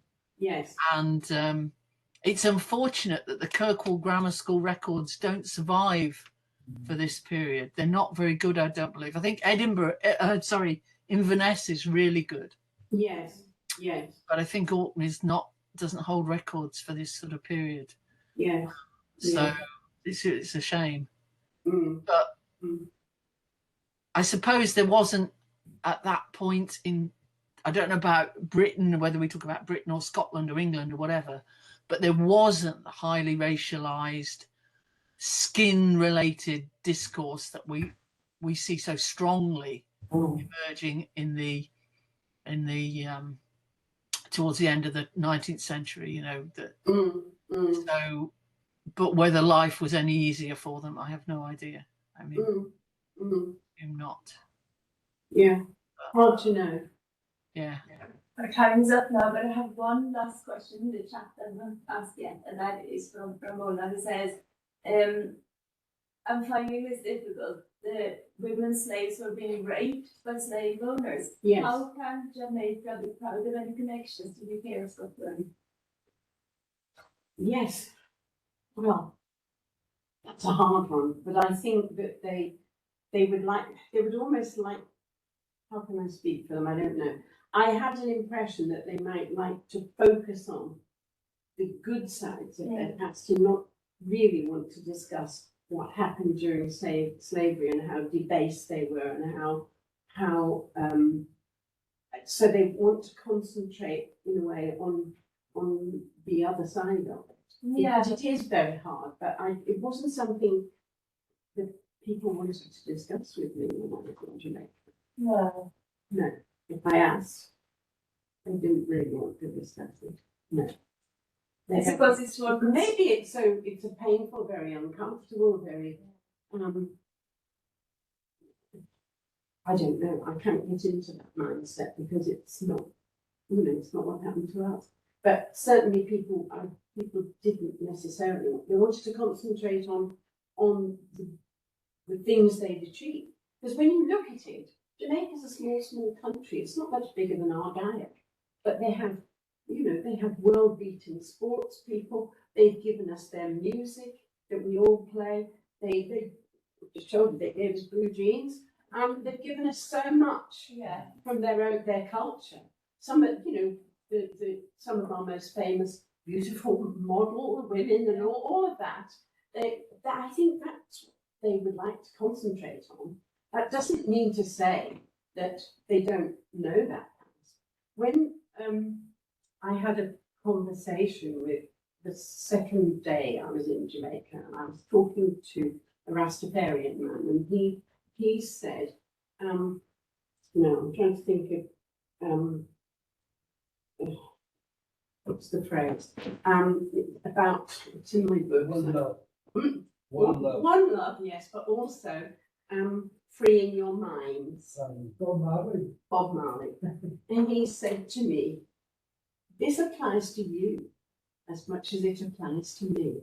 You have to free your mind from your understanding of the past. And it has stayed with me because I had never thought of myself as having blinkers.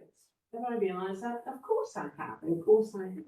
And it just reminded me. He said, and when he said, I had always thought one love, when he sings about one love, it's about romantic love. And I was asking, when I say good morning to people here, why do they always go one love? And he said, it's about the meeting of black-white minds. It's not about romantic love. It's about us loving each other, right? And you have a lot to learn. Fair enough. Fair enough. Okay, thank you so much, Kate, for this fantastic talk and the discussion afterwards. I think we'll have to to end it there because we're overrunning. Well, thank you. Some interesting contributions. Really good.